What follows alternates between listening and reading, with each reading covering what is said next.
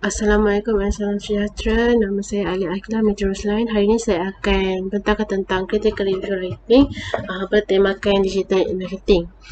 Okey, kita akan lihat.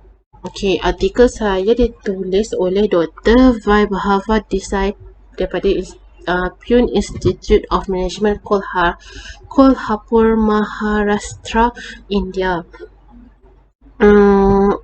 Artikel ini akan bincangkan tentang the definition and functions of digital marketing, the transformation of digital marketing, the tactic and example of digital marketing, the effectiveness of digital marketing, the advantage and disadvantage, and real life example of digital marketing.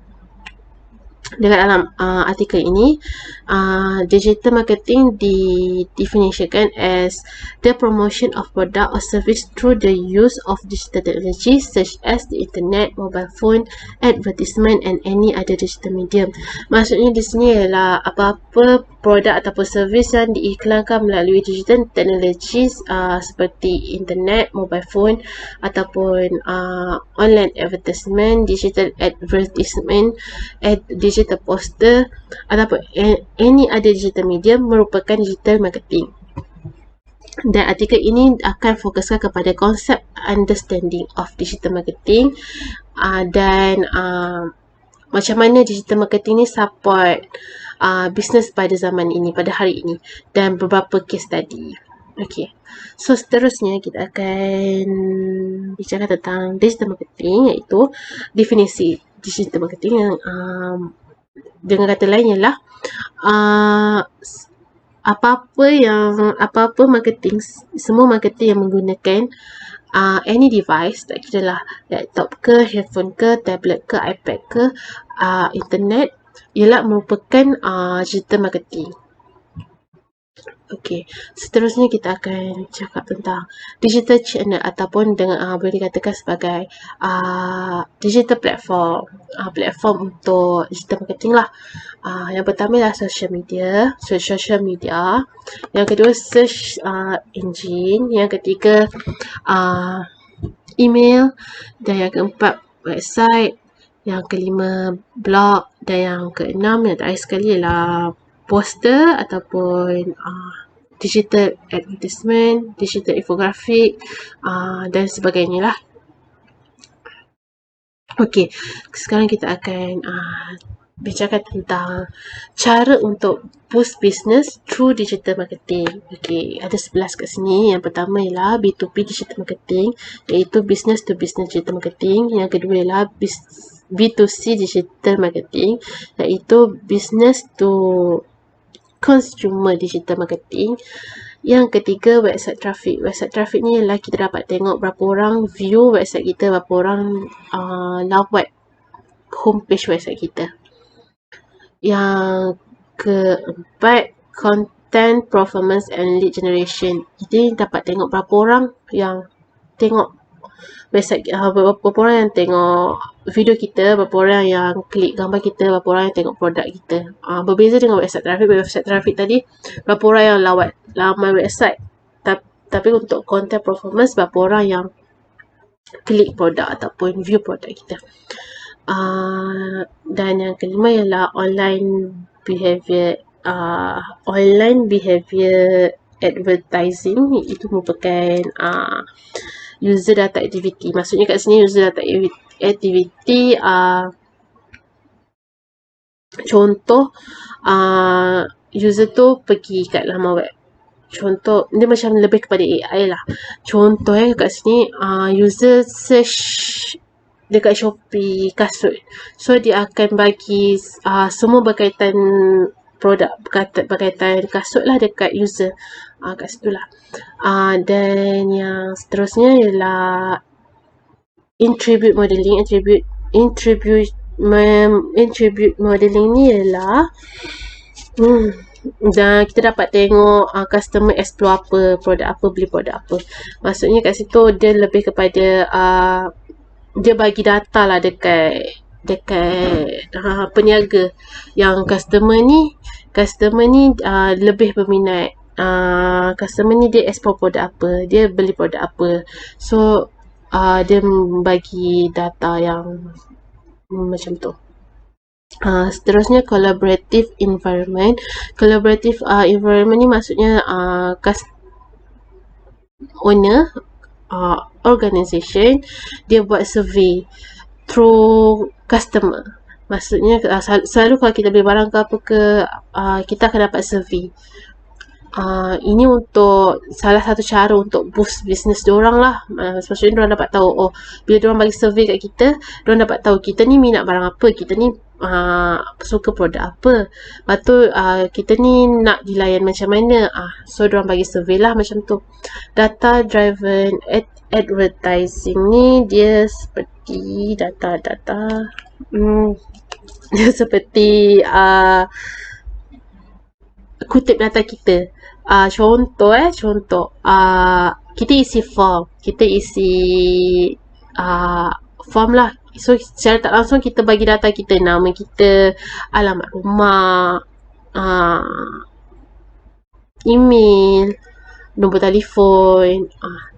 So dia kutip data lah. Ini bertujuan macam contoh kita bagi email ke orang, so nanti orang tu peniaga akan email dekat kita produk-produk terbaru diorang. Macam itulah. Remarketing ni pula dia lebih macam members. Contoh customer bulan lepas beli baju design ni, so bulan ni seller keluarkan design ni, so seller ni dia promote dekat dia punya customer yang lepas lah. So itu dipanggil sebagai remarketing. Seterusnya game advertising. Game advertising ni lah dia iklan melalui game, video game, iaitu merupakan contoh. Dalam game tu ada kereta Honda, so itu salah satu periklanan lah untuk kereta Honda. Kereta ke, baju ke, peralatan ke. Dan yang terakhir, ease of access. Maksudnya kat sini through media sosial, iaitu YouTube. Kita promote barang kita through YouTube, Instagram, Twitter, Facebook. So kat situ semua orang boleh access. Seterusnya kita akan tengok macam mana kita nak ukur efektif tak marketing kita. So yang pertama kita dapat ukur melalui interesting mail titles advertisement. Maksudnya kat sini kita mempunyai macam kita nak tahu kita punya ni efektif ke tak. So yang pertama kita dapat tahu melalui kita ada nama produk yang menarik, ada tajuk produk yang menarik. Kalau kita contoh kita jual popiah goreng, kita letak popiah goreng, misalnya kita letak popiah goreng daging meletup. So like macam nama tu lah berbeza dengan nama kedai lain. Yang kedua, establish of customer exclusivity. Ini lebih kurang daripada seperti remarketing tadi. Maksudnya kat sini kita ada data customer yang dah purchase barang kita, so kita repromote balik dekat dia. Kita ada customer yang kita akan, potential customer lah yang akan beli barang kita. Yang ketiga,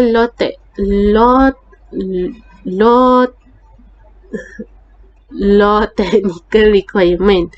Maksudnya kat sini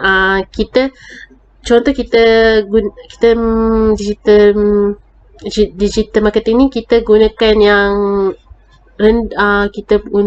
rendah je. Maksudnya kita tak gunakan yang lebih high. Kita beli barang berjuta-juta, beribu-ribu untuk membuat digital marketing. Itu macam tak balik modal lah. Kita jual produk, kita dapat untung pun berapa je. And kalau kita beli benda yang mahal untuk digital marketing kita, itu tak balik modal. So itu bukanlah efektif lah kita punya campaign marketing tu.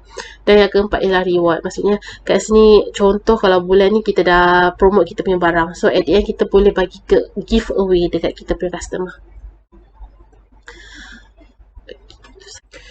Seterusnya kita akan cakap tentang pros and cons of digital marketing. Antara kelebihan digital marketing adalah yang pertama, kita dapat tengok berapa orang yang tengok kita punya periklanan. Kalau contohnya kalau kita bagi flyers, kita tak tahu orang tu buang flyers kita ke, sama ada diorang buang ataupun diorang tengok. Tapi kalau kita guna digital marketing, kita dapat tengok berapa orang dah reach kita punya video, berapa orang dah tengok video kita, berapa orang dah tengok gambar kita, berapa orang dah tekan produk kita. Dan yang kedua, kita dapat memperluaskan kita punya produk dan servis tu lah. Contoh sekarang kita duduk dekat Selangor, dan kita dapat memperluaskan produk kita, dapat promote jual produk kita ke Kelantan, ke Terengganu, ke Johor, ke Singapura, Indonesia. Dia lagi worldwide reach lah. Okey, dekat artikel ni terdapat 2 je kelebihan digital marketing, dan sekarang kita beralih kepada keburukan digital marketing, iaitu kekurangan dia ialah internet connection. Ialah seperti yang kita tahu, digital marketing ni menggunakan internet, menggunakan device. So tak semua tempat, tak semua orang mempunyai internet connection yang baik.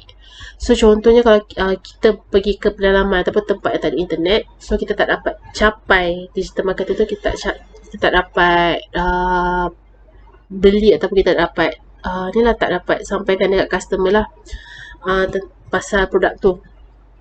Dan yang kedua ialah kita susah nak branding produk kita. Bagi saya, benda ni even bukan digital marketing, even kita bagi flyers, benda ni sukar juga untuk kita brandingkan suatu produk. So sama juga dengan digital marketing. Memang sama ada menggunakan cara tradisional ataupun menggunakan cara digital marketing ni, kedua-duanya juga mempunyai waktu yang sukar lah, mengambil masa untuk branding sesuatu produk. Dan yang ketiga, rival produk dan servis yang menggunakan cara yang sama. Contohnya kalau kita jual foundation dan orang lain dan kedai lain pun jual benda yang sama, dan diorang menggunakan jenis periklanan atau jenis marketing yang sama. Dan yang keempat, customer mempunyai perception yang buruk. Maksud macam mungkin sebelum ni customer pernah kena tipu dengan penjual yang lain. So disebabkan itu dia orang ada perception yang buruk juga pasal produk kita. Seterusnya saya akan bicara tentang limitation. Untuk yang ada di dalam artikel setakat pros and cons. Ini limitation ni adalah yang tiada, bagi saya yang tiada di dalam artikel, dan bagi saya mungkin kalau penulis menambahkan benda ni lebih baik untuk artikel beliau. Okey. Yang pertama ialah mungkin penulis boleh tambahkan example about the power of internet and digitalization. Contohnya seperti Bitcoin, yang dia Bitcoin tak ada cash, tapi diorang merupakan the largest bank. Uber ni diorang tak ada kenderaan, tak ada kereta, tapi diorang merupakan the largest taxi company. Facebook, diorang tak ada content create, diorang tak buat content, tapi diorang merupakan most popular media company. Amazon, Alibaba.com, diorang tak ada inventory, tapi diorang merupakan the most valuable retailer. Dan yang terakhir, Airbnb and Booking.com, diorang tak ada tanah, diorang tak ada estate, diorang tak ada own apa-apa yang ni lah, tapi diorang mempunyai diorang merupakan the largest accommodation provider. Dan penulis juga boleh menambahkan buat survey, collect survey from public that ask their opinion about digital marketing. Mungkin boleh tanya public tentang apa yang diorang rasa digital marketing ni bagi diorang dapat ni, tak influence tak daripada digital marketing diorang terpengaruh tak dengan digital marketing ni. Yang kedua, kita boleh tanya diorang cari produk ataupun servis menggunakan online ke, ataupun diorang pergi sendiri kat kedai. Berapa orang yang gunakan online, berapa orang yang cari produk terus ke kedai. Dan ketika kita boleh buat survey juga, berapa orang yang merasakan digital marketing ni memudahkan urusan seharian diorang. Maksudnya contoh, mungkinlah diorang tak sempat, diorang kerja, so diorang tak sempat share barang, so bagi diorang mudah ke tak kalau digital marketing ni ada. Maksudnya diorang boleh cari barang, boleh just search nak cari apa, so mudah ke tak benda ni. Kita boleh tanya, buat survey, kita boleh tanya berapa ramai yang setuju dan berapa ramai yang masih suka tentang kepada ke arah traditional marketing. Then to conclude, this article greatly helped the reader to understand more about digital marketing. Only a few limitations are found in this article listed above. However, it does not affect the original purpose of this article, and the author has written an excellent piece. Itu sahaja daripada saya. Sekian, terima kasih. Thank you.